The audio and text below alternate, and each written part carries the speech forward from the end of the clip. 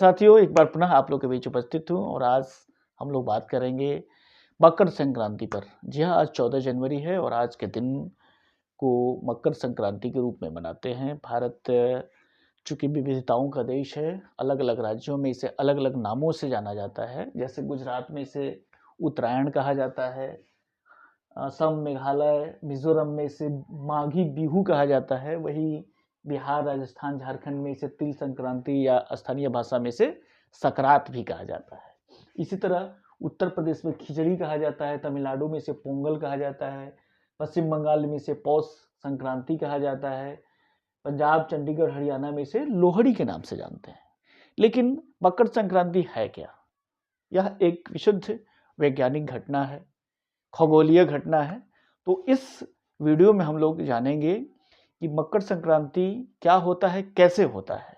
तो आगे बढ़ने से पहले आप सभी मित्रों से एक बार पुनः मैं अनुरोध करूंगा कि जो भी मित्र चैनल पर नए हों, कृपया करके चैनल को सब्सक्राइब अवश्य कर लेंगे, लाइक करेंगे, शेयर करेंगे। मित्रों, हम सभी जानते हैं कि पृथ्वी अपने अक्ष पर 23.5 डिग्री झुकी हुई है। कि झुके हुए होने के कारण पृथ्वी पर ऋतुओं में परिवर्तन होता है, दिन और रात होता है और भी भौगोलिक परिघटनाएं होती रहती हैं। यहाँ हम इस डायग्राम के माध्यम से सबसे पहले हम इस बात को समझें कि पृथ्वी के ऊपर जो बीच में रेखा है, भूमध्य रेखा है, इसके ऊपर जो रेखा है इसको कर्क रेखा कहते हैं और इसे उत्तरी गोलार्ध कहा जाता है। भारत की स्थिति यहीं पे स्थित है और ठीक भूमध्य रेखा के नीचे की जो स्थिति है इसे दक्षिणी गोलार्ध कहा जाता है और यहाँ पे जो रेखा है इसे मकर रेखा कहा जाता है। तो इस प्रकार से पृथ्वी की संरचना है। अब हम इस डायग्राम में आते हैं, फिर समझेंगे कि मकर संक्रांति का कैसे होता है। सूरज चूंकि सौरमंडल का बीच में स्थित है और पृथ्वी इसके चारों ओर घूमते रहती है।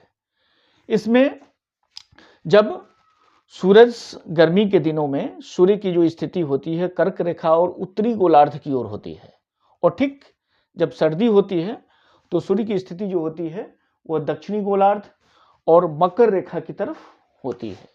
अब 3 जनवरी के दिन होता क्या है कि पृथ्वी जो होता है वो सूर्य के बिल्कुल नजदीक हो जाता है और 14 जनवरी के दिन सूर्य की स्थिति मकर रेखा पर बिल्कुल सीधी होती है और सीधी होने के कारण इसको 14 जनवरी के दिन इसी दिन से उत्तर की ओर ये खिसकने लगती है, जिसे भौगोलिक घटना में इसे उत्तरायण भी कहा जाता है। तो 14 जनवरी का जो डेट होता है संक्रमण का दिन है। चूंकि मकर संक्रांति का मतलब ये हुआ कि मकर एक राशि है और संक्रांति का अर्थ होता है संक्रमण, मतलब कि प्रवेश करना। तो पृथ्वी जो है सूर्य जो है वो मकर रेखा की ओर प्रवेश करती है। इस संक्रांति को समझने के लिए हम लोग इस डायग्राम पर ध्यान से देखते हैं, फिर हमें समझ में आ जाएगा कि मकर संक्रांति क्या और कैसे होता है। उत्तरी गोलार्ध में 21 मार्च के दिन दिन और रात बराबर होते हैं और इस दिन पृथ्वी सूरज जो है बिल्कुल पूरब दिशा में सूर्योदय होता है। हम सभी जानते हैं कि पृथ्वी से पूरब दिशा में सूर्योदय होता है और पश्चिम दिशा में सूर्यास्त होता है। तो ठीक पूरब की ओर, बिल्कुल एक्यूरेट पूरब की ओर सूर्य का उदय होता है 21 मार्च के दिन। और जब 21 मार्च से जब हम इस तरफ बढ़ते हैं तो 21 जो जून आता है तो इस दिन उत्तरी गोलार्ध में दिन सबसे बड़ा होता है और रातें सबसे छोटी होती है और यहाँ से यहाँ तक बिल्कुल उत्तर की ओर ये बढ़ते जाता है और 21 मार्च के दिन बिल्कुल चरम पे पहुंच जाता है। सूर्य की स्थिति जो है वो बिल्कुल चरम की स्थिति में उत्तर की ओर पहुंच जाता है जैसे। और 21 जून के बाद जब ये चरम पे पहुंच जाता है तब ये उत्तर से फिर अब दक्षिण की ओर खसकना शुरू करता है और खसकते खसकते खसकते जब 23 सितंबर को आता है तो फिर 21 मार्च वाली स्थिति यहाँ भी हो जाती है, मतलब कि दिन और रात यहाँ बराबर हो जाती है और सूर्य बिल्कुल पूरब की ओर निकलता है और पश्चिम की ओर डूबता है। बिल्कुल ही जो 21 मार्च को हुआ था वही 23 सितंबर को भी होता है। अब यहाँ से क्या होता है, 23 सितंबर के बाद से जब दिन और रात बराबर हो जाता है तब रात क्या होता है कि बड़ा होने लगता है और दिन छोटा होने लगता है और सूर्य ये आता है कब तक, 22 सितंबर के तक, सॉरी 22 दिसंबर के दिन।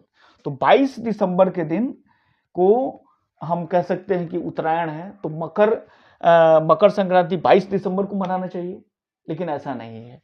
22 दिसंबर के बाद से जब ये शुरू होता है चलना, ये दक्षिण यहाँ तक दक्षिण चलता है, यहाँ से इस गोलार्ध से लेकर के यहाँ तक, मतलब कि 21 जून से लेकर के 22 दिसंबर तक जो सूर्य की स्थिति है वो दक्षिणायन होती है, और 22 दिसंबर के बाद सूर्य की स्थिति उत्तरायण हो जाता है।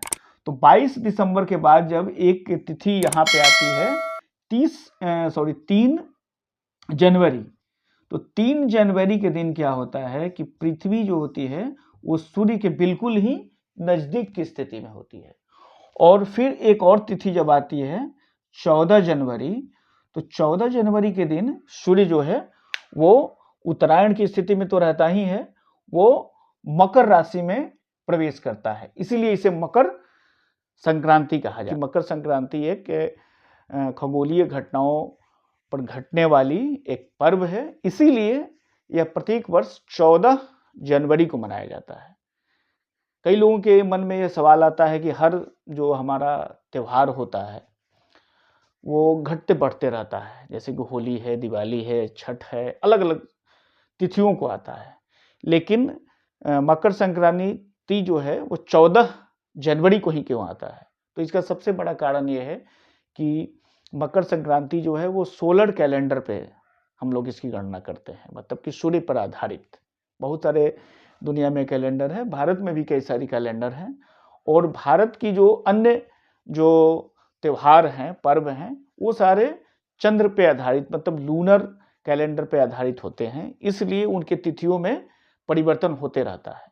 लेकिन जो सोलर पे आधारित जो त्यौहार होते हैं वो बिल्कुल अपने समय पे ही आता है, अपने तारीख जो फिक्स तारीख है उसी पर होता है, और यही कारण है कि मकर संक्रांति जो है वो 14 जून को प्रतिवर्ष आता है। लेकिन ऐसा भी नहीं है कि 14 जनवरी ही फिक्स्ड है। आज से 200-300 साल पहले यह 13 जनवरी को भी होता था, और 200-300 साल बाद यह आगे भी बढ़ सकता है।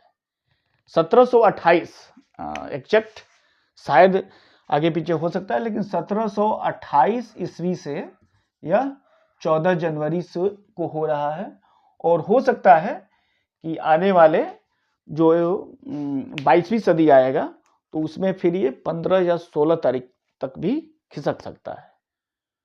तो उम्मीद है यह वीडियो आपको अच्छा लगा होगा, ज्ञानवर्धक लगा होगा।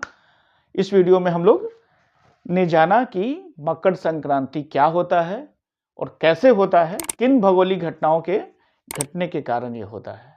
वीडियो में लास्ट तक बने रहने के लिए आप सभी लोगों को बहुत बहुत धन्यवाद। अपना कमेंट्स अवश्य करेंगे, वीडियो कैसा लगा अवश्य बताएंगे। बहुत बहुत धन्यवाद।